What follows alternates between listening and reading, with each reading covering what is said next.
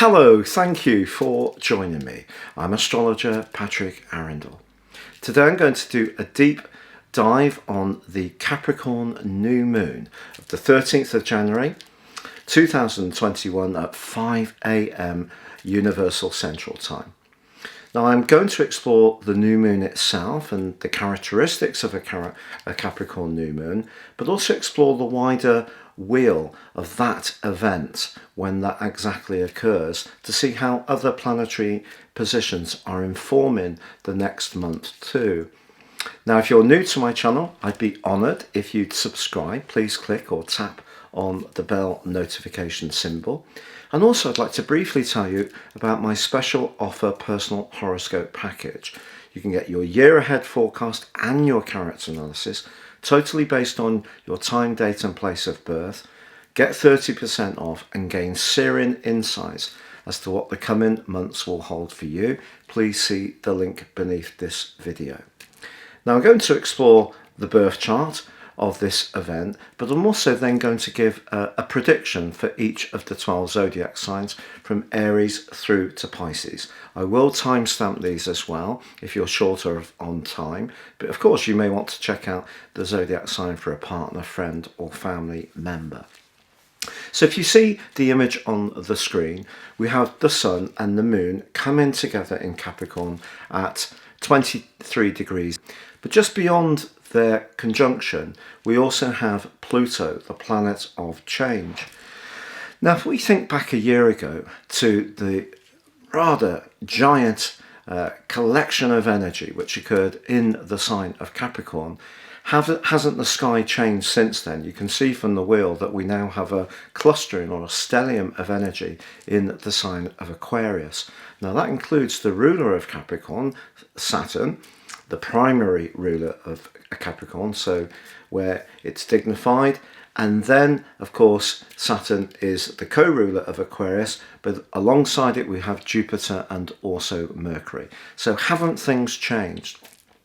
But if you think back of the over the last 12 months and think of the events that have occurred, from the Australian bushfires right through to the crackdown on free speech in Hong Kong, to the COVID crisis, to the economic retraction, to the political tensions that have played out in America particularly, but not just there, around the world. What an intense year it has been.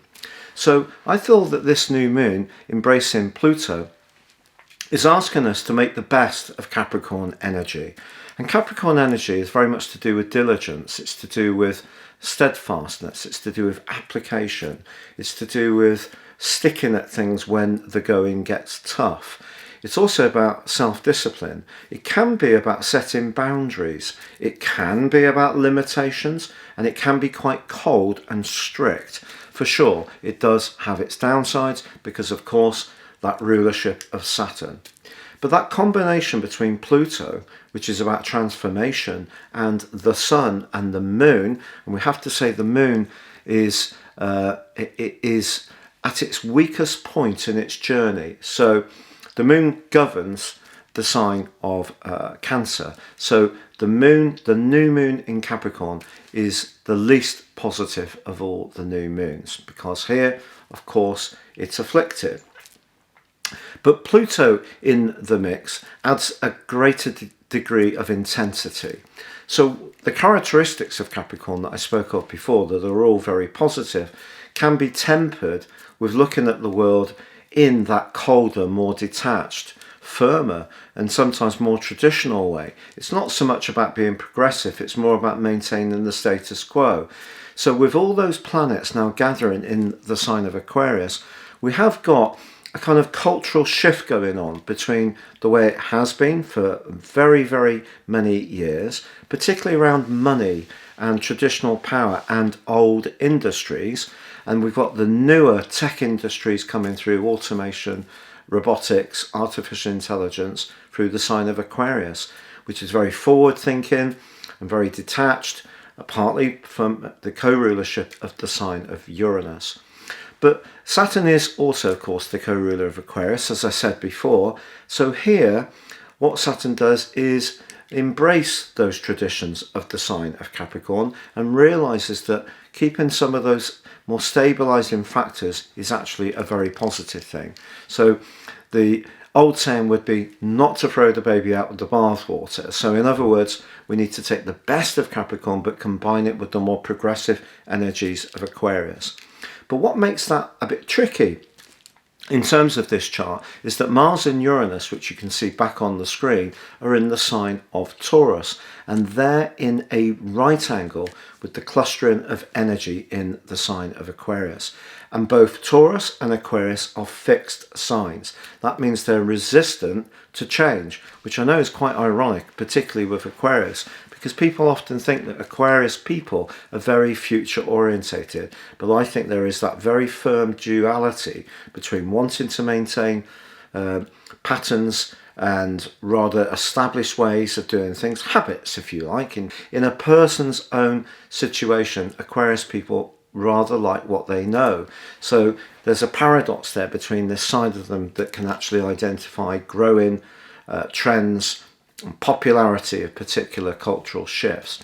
But that energy in Taurus is quite pugnacious, because Uranus is in its full in the sign of Taurus, and Mars in Taurus, it's going to be there for another 5 weeks, is very single-minded. We can think of the bull and really head down, steam coming out of its nostrils, quite frustrated if things don't go quite to plan.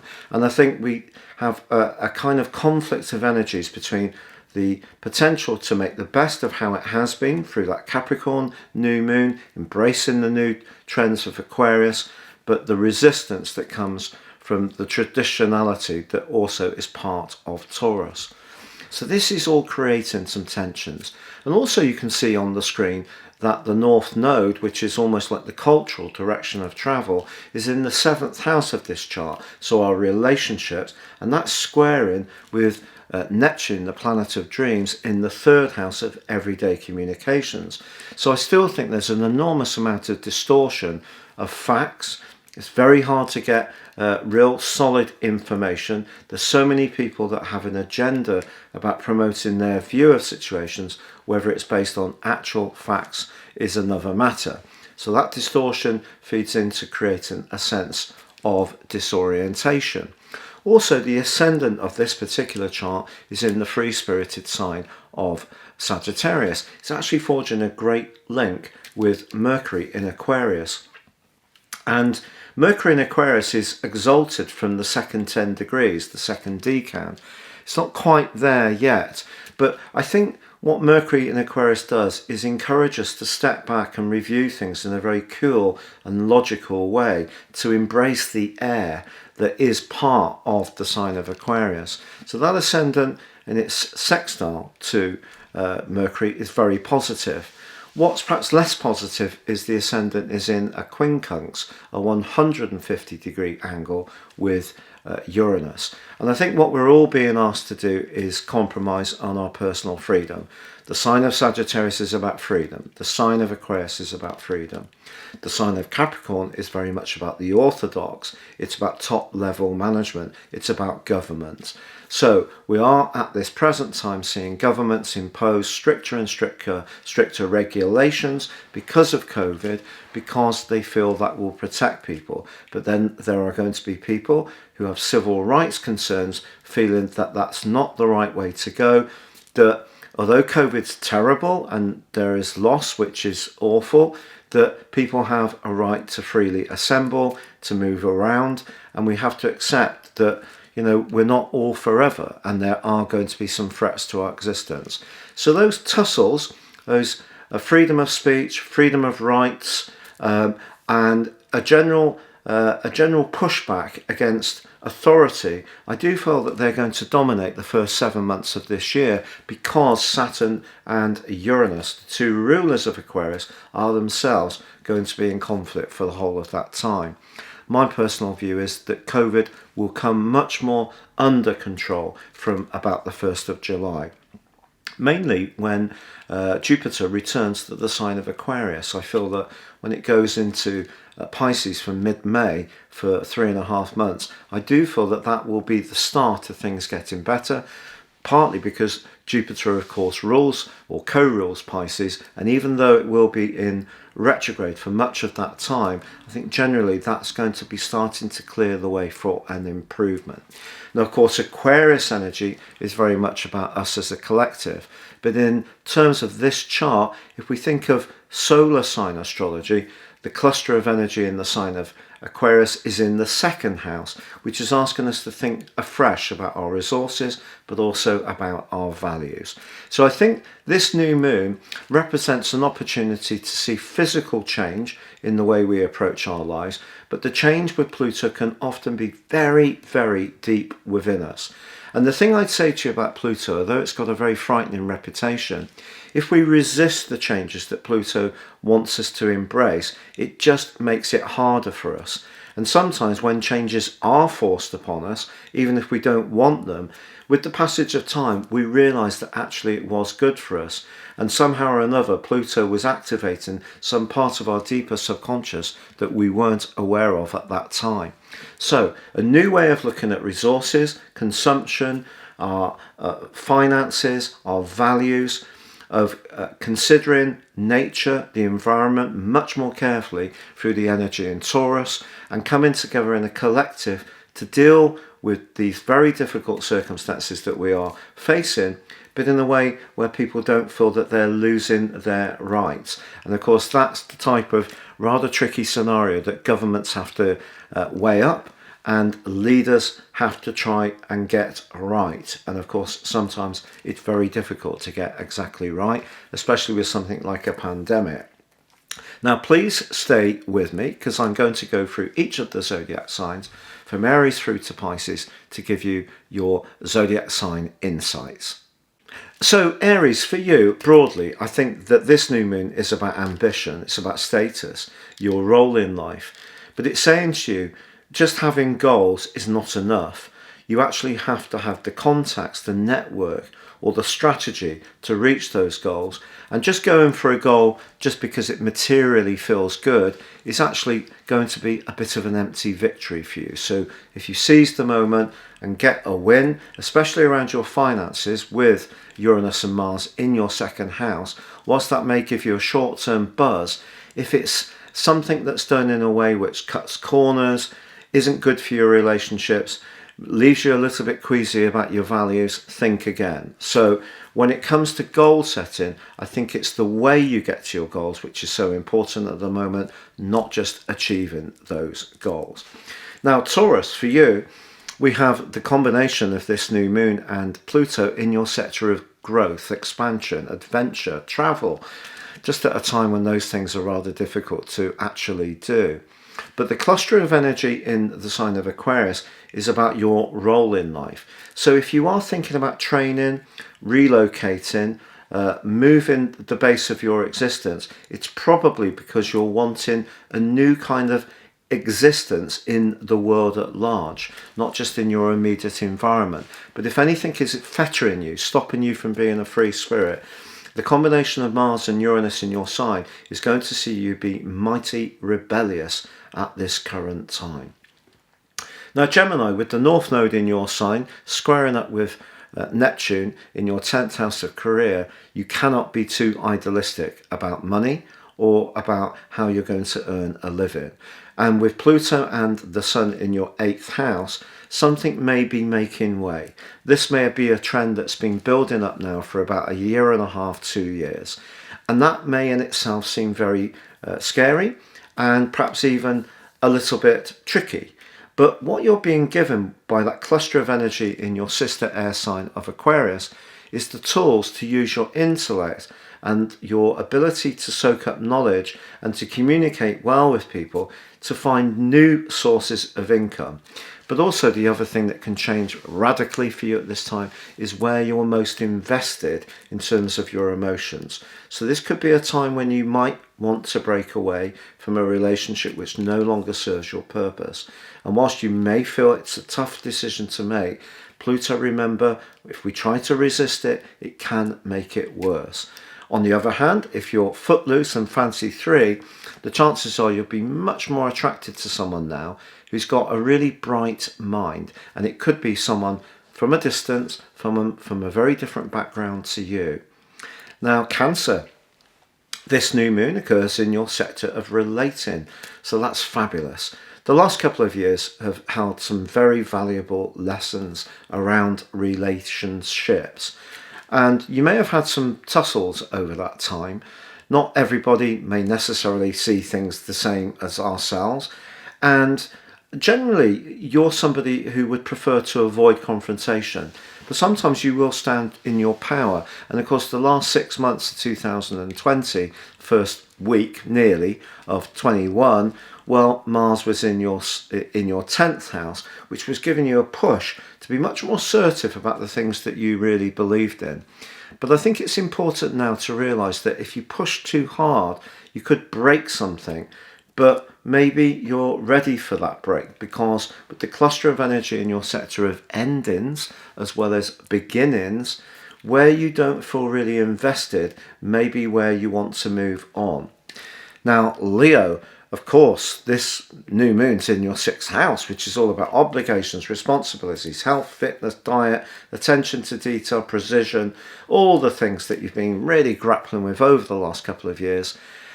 And of course, because Mars was clashing with the cluster of energy in Capricorn, some of the last 3 or 4 months of 2020 may have felt some of the most frustrating that you've ever known. But think of the things that you've learned during that period of time, even over the last couple of years, perhaps even as far back as 2008.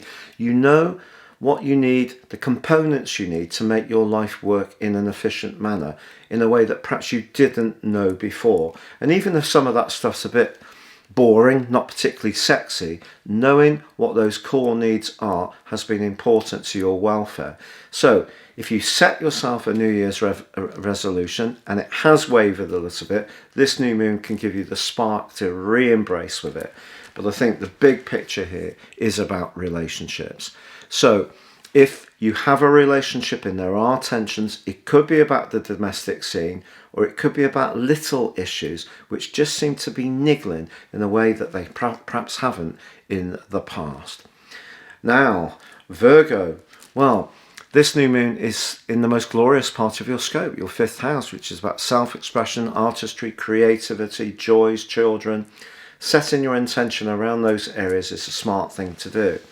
But being an earth sign, you know that nothing comes without rolling your sleeves up, applying yourself, being very hardworking, discriminating as you often are, but most of all meticulous. And with that collection of energy in the sign of Aquarius, your natural Virgoan instincts are really being harnessed by the planets at this current time. So if you have great ideas, that hard work and perspiration can convert them into something more tangible by the end of the next month. What's the catch? Well, the catch lays in the guise of Uranus and Mars, which are in a terrifically rebellious part of your scope. And if you're in a job, I know I've been saying this for a while, so I apologise, but if you are in a job or you have a life role which is too much sacrifice and not enough individual recognition, freedom or enjoyment, you need to think carefully about changing it. Now, Libra, this new moon occurs in your 4th solar house, which has proved to be an extremely tricky part of your situation and mine, with my 23-degree Libran ascendant over the last few years, and has really brought some powerful moments to your personal life, whether it's around who you live with, where you live, how you live with them, or around family support, family responsibilities, or around your own personal development, or has it been around your own boundaries? Has it been that in relationships for far too long you've been fulfilling everybody else's needs and not making sure that your own are satisfied first? So it's about balance, isn't it? But the most caring and nurturing part of your nature is something to behold, and the fact that you do care about what other people feel is such a golden part of your nature. It's just juggling the balance. And so the cluster of energy in Aquarius are saying to you, look, for all that sacrifice, for all the search for security, are you killing your passion in order to prioritize your base security? And if that's the case, it's possible that fear is inflicting a kind of inhibition on the way that you're approaching things and stopping you from shaking things up. And if it is around a financial matter relating to a property, or it is related to a very deep partnership in terms of how you're interlocked together and it isn't working, you're not getting that sense of pleasure and joy from what you're doing, then I think the planets in Aquarius are asking you to think again. Now, we have Scorpio. Now, this new moon is rather glorious for you because it's in the third house. This is brothers, sisters, neighbours, sharp, quick movements. It's about information gathering. It's about bright and breezy conversations, and it's about those everyday technologies that we all depend upon for instant messaging, social media, and so on. So this is quite a bright, bubbly one, particularly as your modern ruler, your higher octave ruler of Pluto, is in the mix. So it's suggesting that you could opine on something over the next month in a much more passionate way, but it may well be to do with your family or home life. And with Uranus and Mars in your sector of relationships, if you're not feeling that you're getting the mental stimulation you really want in a close relationship, even if it might have some impact on your emotional foundations, you may be in the mood to change things. Or it could be that you're going to rethink some ideas. Your belief systems can be enriched by Pluto's growth agenda, which is about change, yet you're a sign that tends to like what you know. But sometimes if your ideas are becoming so set in stone that fresh air is not informing them, they're not being upgraded and updated with current influences and trends, it may be time to rethink. Sagittarius, you've got a Sagittarius ascendant on this new moon, which is terrific.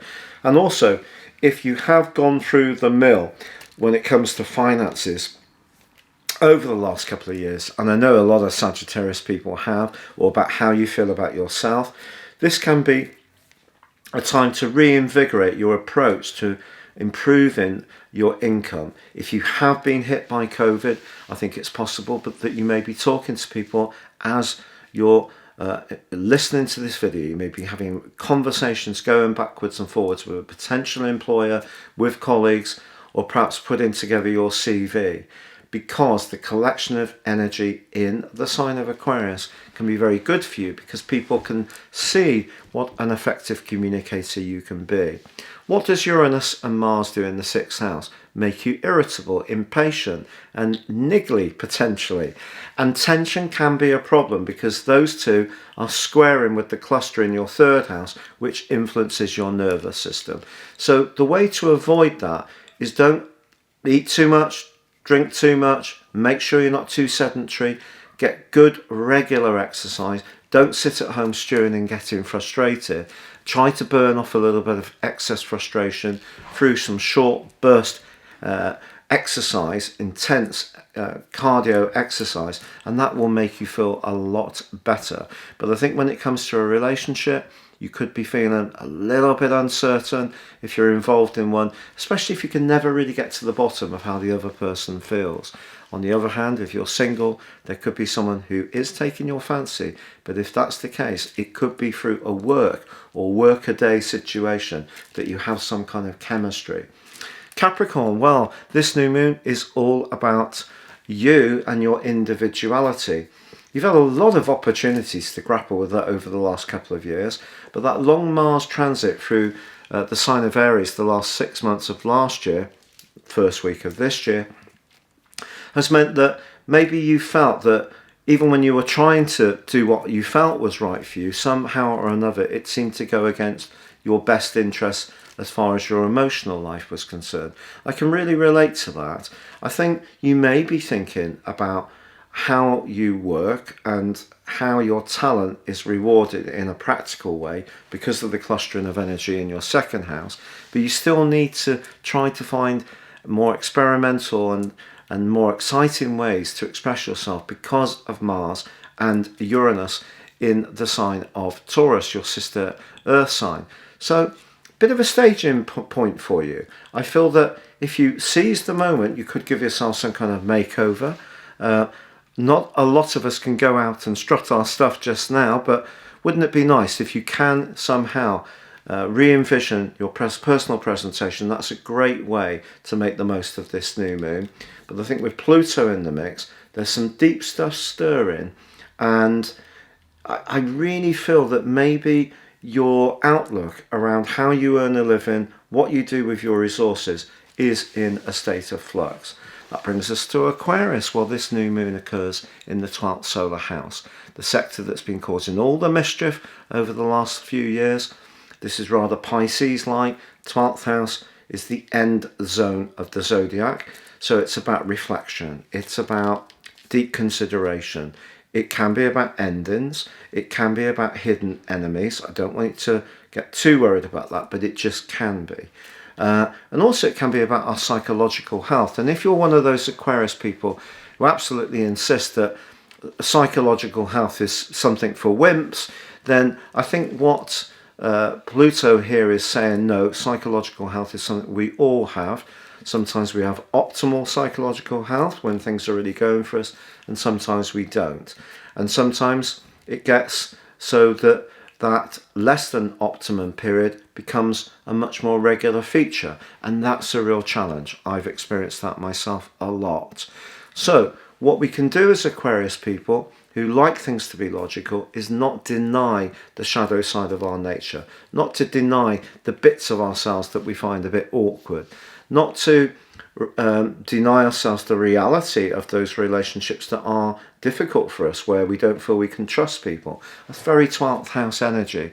A new moon in the 12th house is definitely the most difficult new moon of a year, and also because the moon is obviously in detriment in the sign of Capricorn, and it's being also smothered by the potency of Pluto. I think if there are things deep within you that haven't yet come up over the last couple of years, they could do so over the next month. But see this as a chance to clear out, to let go, to bring fresh air and fresh energy into your soul. So I very much believe in Gestalt, in other words, that we store emotions in our limbs. So if you do some deep breathing, some meditations, and can let go of this stuff, old hurt, old anger, it's going to be mightily cathartic for you. And of course, that clustering of energy in Aquarius means that although you may still have some psychological stuff to work on, just like I do, there is a sense that something new and exciting is shaping up, and that's really wonderful. We do have those two in the sign of Taurus lurking there to cause mischief, so anything to do with property, home, family life can be a bit unstable, a bit chaotic. Things aren't very steady there at the present time, but perhaps it is tuning into the sixth sense and really embracing that more psychological side, and that will inform those more practical everyday decisions which you may need to make. Now finally, and of course not least, as I always say for these videos, lovely Pisces. So your ruler, your joint ruler, co-ruler is Neptune, and that is still being challenged by the North Node. So emotions are still very, very sensitive. You've got those guys, the three, Saturn, Mercury and Jupiter in your 12th house, which is all about the more spiritual dimension, but you do have this new moon in your sector of friendships, group associations, long-term direction in life, where you're going to invest of yourself the most. So I think it's possible that you are thinking very carefully about who's in your circle. If there is anyone there that you can't really rely upon, you may start to feel quite concerned about those ties and feel it's time to draw in a little bit, even though you're trying to set your future. But there could be some quite intense conversations with the clustering of energy in your 12th house competing with the nervous energy of the 3rd house of Mars and Uranus. If there's something that's making you feel uncomfortable, it can burst into the open in rather unexpected ways over the next month. But generally, you're being given an opportunity to link with people who are more sincere, who really care about you, and have got your best interests at heart. It's been a real pleasure being with you. Please check out that special offer, combination, forecast and character analysis, 30% off, link beneath this video. But for now, stay safe, take care, good luck, and goodbye.